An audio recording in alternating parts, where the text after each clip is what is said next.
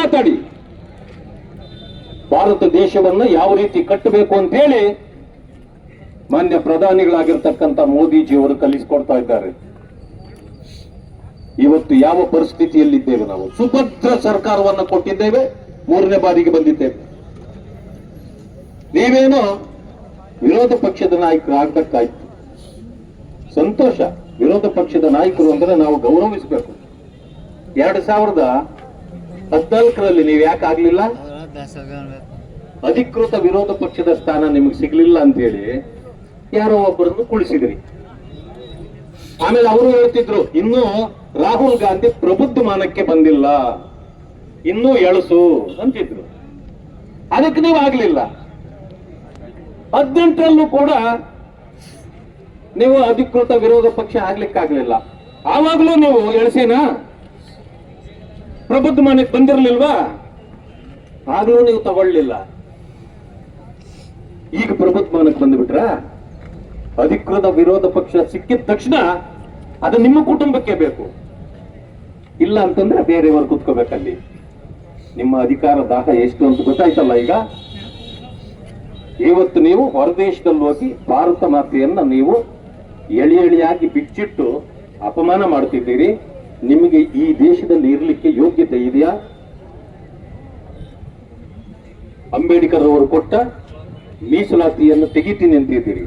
ನೀವು ಈ ಭಾರತ ದೇಶಕ್ಕೆ ಇರ್ಲಿಕ್ಕೆ ನೀವು ಯೋಗ್ಯರ? ಮಾನ್ಯ ಖರ್ಗೆಜಿಯವರಲ್ಲಿ ನಾನು ಇವತ್ತು ಮನವಿ ಮಾಡ್ತೇನೆ. ಅತಿ ದೊಡ್ಡ ಪಕ್ಷ ಅಂತ ಏನು ಹೆಸರು ಗಳಿಸಿತ್ತು, ಅದು ಇಟ್ಟಿಗೆ ಒಂದೊಂದೇ ಇಟ್ಟಿಗೆ ಆಗಿ ಬೀಳ್ತಾ ಇತ್ತು. ಗೋಡೆ ಬಿದ್ದೋಗಂತ ಸಮಯದಲ್ಲಿ ನಿಮ್ಮನ್ನ ಗೋಡೆ ಹಿಡ್ಕೊಳ್ಳಿ ಅಂತ ನೀನು ಕೊಟ್ಟಿದ್ದಾರೆ ಕೈಗೆ. ನೀವು ನಿಜವಾಗಿಯೂ ಆ ಕಾಂಗ್ರೆಸ್ ಪಕ್ಷದ ರಾಷ್ಟ್ರೀಯ ಅಧ್ಯಕ್ಷರು ನಿಜವಾಗಿಯೂ ಆಗಿದ್ರೆ, ನೀವು ಗಾಂಧಿ ಫ್ಯಾಮಿಲಿಯ ಮರ್ಜಿಯಲ್ಲಿಲ್ಲದೆ ಇದ್ರೆ, ಒಂದು ಸಮಯ ನೀವು ಆ ಕಾಂಗ್ರೆಸ್ನ ಗಾಂಧಿ ಫ್ಯಾಮಿಲಿಯ ವಾಚ್ಮ್ಯಾನ್ ಅಲ್ಲದೆ ಇದ್ರೆ, ನಿಮಗೆ ತಾಕತ್ತಿದ್ರೆ ಇವತ್ತೊಂದು ನಿರ್ಧಾರ ಮಾಡಿ. ಯಾವ ರಾಹುಲ್ ಗಾಂಧಿ ಅಂಬೇಡ್ಕರ್ ಅವರು ಕೊಟ್ಟಿರ್ತಕ್ಕಂಥ ಮೀಸಲಾತಿಯನ್ನ ತೆಗೀತೇನೆ ಅಂತ ಹೇಳಿದ್ದಾರೋ, ನೀವು ಕೂಡ ಮೀಸಲಾತಿಯಲ್ಲಿ ಬಂದಿರತಕ್ಕಂಥವರೇ. ಈಗ ತೀರ್ಮಾನ ಮಾಡಿ, ನಾನು ಅಂಬೇಡ್ಕರ್ ಅವರು ಕೊಟ್ಟಿರ್ತಕ್ಕಂಥ ಮೀಸಲಾತಿಯ ವಿರುದ್ಧವಾಗಿ ರಾಹುಲ್ ಗಾಂಧಿ ಅವರು ಮಾತಾಡಿದ್ದಾರೆ, ಇದನ್ನು ನಾನು ಸಹಿಸಕ್ಕಾಗೋದಿಲ್ಲ, ಅವರನ್ನ ಪಕ್ಷದಿಂದ 6 ವರ್ಷಗಳ ಕಾಲ ಉಚ್ಚಾಟನೆ ಮಾಡಿದ್ದೀವಿ ಅಂತ ನಿಮಗೆ ತಾಕತ್ತಿದ್ರೆ ಸ್ಟೇಟ್ಮೆಂಟ್ ಕೊಡಿ. ಇಲ್ಲ ಅಂತಂದ್ರೆ ನೀವು ಕೇವಲ ಗಾಂಧಿ ಫ್ಯಾಮಿಲಿಯ ವಾಚ್ಮನ್ ಅಷ್ಟೇ. ಇದಕ್ಕಿಂತ ಹೆಚ್ಚಿನ ಏನೋದು ಹೇಳಲಿಕ್ಕೆ ಹೋಗೋದಿಲ್ಲ. ಪ್ರತಿಭಟನಾ ಸಭೆಯಲ್ಲಿ ಪಾಲ್ಗೊಂಡಿರ್ತಕ್ಕಂಥ ನನ್ನ ಪಕ್ಷದ ಎಲ್ಲ ಮುಖಂಡರೇ, ಕಾರ್ಯಕರ್ತ ಬಂಧುಗಳೇ, ಅಣ್ಣ ತಮ್ಮಂದಿರೇ, ಅಕ್ಕ ತಂಗಿಯರೇ, ಪತ್ರಿಕಾ ಬಂಧುಗಳೇ, ನಮ್ಮ ರಕ್ಷಣೆಗಾಗಿ ಬಂದಿರತಕ್ಕಂಥ ಎಲ್ಲ ಪೊಲೀಸ್ ಅಧಿಕಾರಿಗಳೇ, ನಮ್ಗೇನು ರಕ್ಷಣೆ ಬೇಕಾಗಿರ್ಲಿಲ್ಲ, ಆದ್ರೂ ತಾವು ಕೊಡೋದನ್ನ ನಾವು ಬೇಡ ಅನ್ನಲ್ಲ. ಇವತ್ತಿನ ಪ್ರತಿಭಟನೆ ಈ ದೇಶದ ಸಂಸತ್ತಿನಲ್ಲಿ ಇತ್ತೀಚೆಗಷ್ಟೇ ವಿರೋಧ ಪಕ್ಷದ ನಾಯಕರಾಗಿ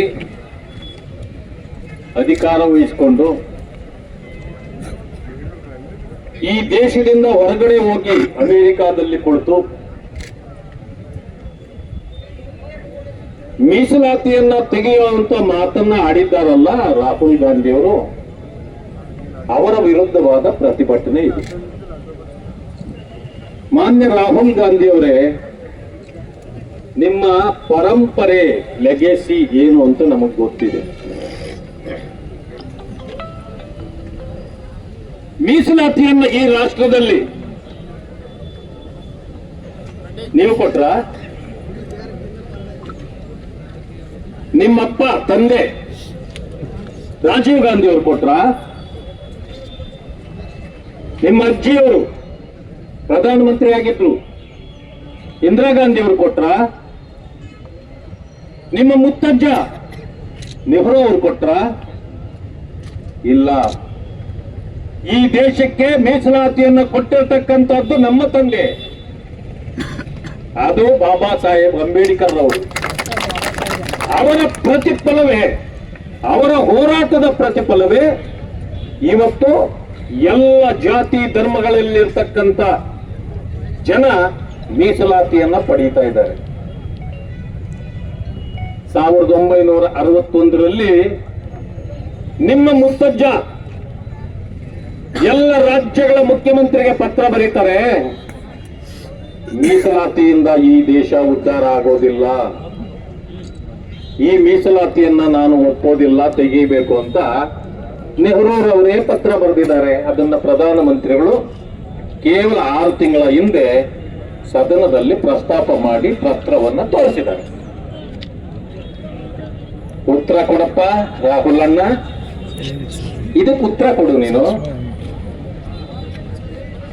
ಅದನ್ನೇ ಇಂದಿರಾ ಗಾಂಧಿ ಅವರು ಮುಂದುವರಿಸಿಕೊಂಡು ಬಂದ್ರು, ರಾಜೀವ್ ಅವರು ಮುಂದುವರಿಸಿದ್ರು, ಈಗ ನೀವು ಮುಂದುವರಿಸಿದ್ದೀರಿ. ಇದರಲ್ಲಿ ಆಶ್ಚರ್ಯ ಪಡ್ತಕ್ಕಂಥದ್ದು ಏನೂ ಇಲ್ಲ. ಯಾಕಂತಂದ್ರೆ ನಿಮ್ಮ ಪರಂಪರೆ ದಲಿತ ವಿರೋಧಿ, ಹಿಂದುಳಿದವರ ವಿರೋಧಿ, ಬಡವರ ವಿರೋಧಿ ಅಂತಕ್ಕಂಥದ್ದು ಎದ್ದು ಕಾಣ್ತದೆ. ಆದ್ರೆ ಚುನಾವಣೆಗೊಂದು ಸುಳ್ಳು ನಿಮ್ಮ ಹತ್ರ ರೆಡಿ ಇರ್ತದೆ.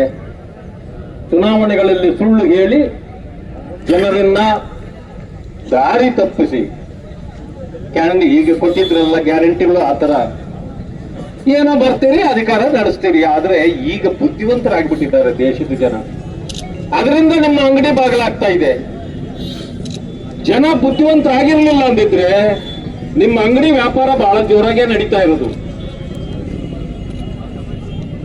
ರಾಹುಲ್ ಗಾಂಧಿ ಅವರು ಕರ್ನಾಟಕಕ್ಕೆ ಬಂದಾಗ ಒಂದು ಮಾತಾಡ್ತಾರೆ, ದಿಲ್ಲಿಯಲ್ಲಿದ್ದಾಗ ಒಂದು ಮಾತಾಡ್ತಾರೆ, ಜನ ಮಾತಾಡ್ತಾರೆ. ಈಗ ಏನು ಮಾದಕ ವ್ಯಸನಿ ಇದ್ದಂಗೆ ಮಾತಾಡ್ತಾನಲ್ಲ ಹೊರಗಡೆ ಹೋಗಿ ಅಂತ. ಮಾದಕ ವ್ಯಸನಿನ ನೀವು? ಜನ ಕೇಳ್ತಾರೆ. ಅಮೆರಿಕಾಗೆ ಹೋದ ತಕ್ಷಣ ನಿಮ್ ತಲೆ ಯಾಕೆ ಸುತ್ತುತ್ತದೆ? ಅವರ ತಲೆ ಗಿರ ಗಿರ ಗಿರ ಗಿರ ಅಂತ ಸುತ್ತು ಬಿಡ್ತದೆ. ಅದಾದ್ಮೇಲೆ ಏನು ಮಾತಾಡ್ಬೇಕು ಅಂತ ಆಗುದಿಲ್ಲ. ನಾನು ಇನ್ನೊಂದು ಮಾತಾಡ್ತೀನಿ. ನಿಮ್ಮ ಅಜ್ಜಿ ಅವ್ರದ್ದು ಮುರಾರ್ಜಿ ದೇಸಾಯಿ ಅವರು ಪ್ರಧಾನಮಂತ್ರಿ ಆಗಿರ್ತಾರೆ. ಆ ಕಾಲದಲ್ಲಿ ಇಂದಿರಾ ಗಾಂಧಿ ಅವರು ಅರೆಸ್ಟ್ ಆಗ್ತಾರೆ, ಜೈಲಿಗೆ ಹೋಗ್ತಾರೆ. ಅದಾದ ನಂತರ ಮತ್ತೆ ಅವರು ಪ್ರಧಾನಿ ಆಗ್ತಾರೆ. ಇಂದಿರಾ ಗಾಂಧಿ ಅವರು ಅಮೆರಿಕ ದೇಶಕ್ಕೆ ಹೋಗ್ತಾರೆ ಒಂದ್ಸಾರಿ. ಅಲ್ಲಿ ಪತ್ರಕರ್ತರು ಕೇಳ್ತಾರೆ, ಮೇಡಮ್ ಎಲ್ಲರೂ ಜೈಲಿಗೆ ಹೋಗ್ತಾರೆ,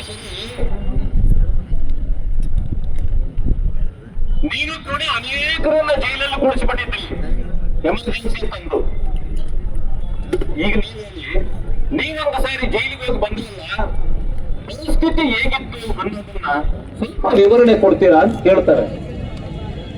ಆದ್ರೆ ಆ ತಾಯಿ ಅವತ್ತು ಹೇಳ್ತಾರೆ ಒಂದು ಮಾತು, ಅಂತ ಮಾತನ್ನ ನಾವು ಒಪ್ಪಬೇಕು. ನೋಡಿ, ಅದು ನಮ್ಮ ರಾಷ್ಟ್ರದ ಭಾರತ ದೇಶದ ವಿಚಾರ. ಅಂತದ್ದನ್ನ ನಾನು ಅಮೆರಿಕದಲ್ಲಿ ಮಾತಾಡೋದಿಲ್ಲ, ಅದೇನಿದ್ರು ನಾನು ಭಾರತ ದೇಶದಲ್ಲಿ ಮಾತಾಡ್ತೀನಿ ಅಂತ ಹೇಳ್ತಾರೆ. ಇದು ನಿಮಗೆ ಕಪಾಳ ಮೋಕ್ಷ ಅಲ್ವಾ ರಾಹುಲ್ ಅವರೇ? ನೀವು ಬೇರೆ ದೇಶದ ನೆಲದಲ್ಲಿ ಕುಳಿತು ಭಾರತಾಂಬೆಯ ಬಟ್ಟೆ ಬಿಚ್ಚಿ ವಿಕೃತಿ ಮರೆಯಬೇಕು ಅಂತ ಮಾತಾಡ್ತೀರಲ್ಲ ನೀವು. ನಾಚಿಕೆ ಆಗಬೇಕು ನಿಮ್ಮಂತವರಿಗೆ, ನಾಚಿಕೆ ಆಗ್ಬೇಕು. ಭಾರತ ದೇಶದ ಬಗ್ಗೆ ಏನ್ ಬೇಕಾದ್ರೂ ಬನ್ನಿ, ಬೀದರ್ಗೆ ಬನ್ನಿ, ಬೆಂಗಳೂರಿಗೆ ಬನ್ನಿ, ಕರ್ನಾಟಕದಲ್ಲಿ ಕುಳಿತು ಮಾತಾಡೋಣ. ಆದ್ರೆ ನೀವು ಜ್ಞಾನ ತಪ್ಪದವರಂತೆ, ಜನ ಹೇಳೋದು ಸರಿ, ನೀವು ಮಾದಕ ವ್ಯಸನಿಯಂತೆ ಹೊರದೇಶದಲ್ಲಿ ಕೂತು ಭಾರತವನ್ನ ನೀವು ಎಳೆ ಎಳೆಯಾಗಿ ಬಿಚ್ಚಿ ಅಪಮಾನ ಮಾಡತಕ್ಕಂಥದ್ದು ನಿಮ್ಮ ಕಾಂಗ್ರೆಸ್ಗೆ ಇವತ್ತಿನ ದಿವಸ ಎಲ್ಲರೂ ಸೇರಿ ನಿಮಗೂ ನಿಮ್ಮ ಕಾಂಗ್ರೆಸ್ಗೆ ಛೀಮಾರಿ ಹಾಕಬೇಕಾಗಿದೆ ಇವತ್ತಿನ ದಿವಸ.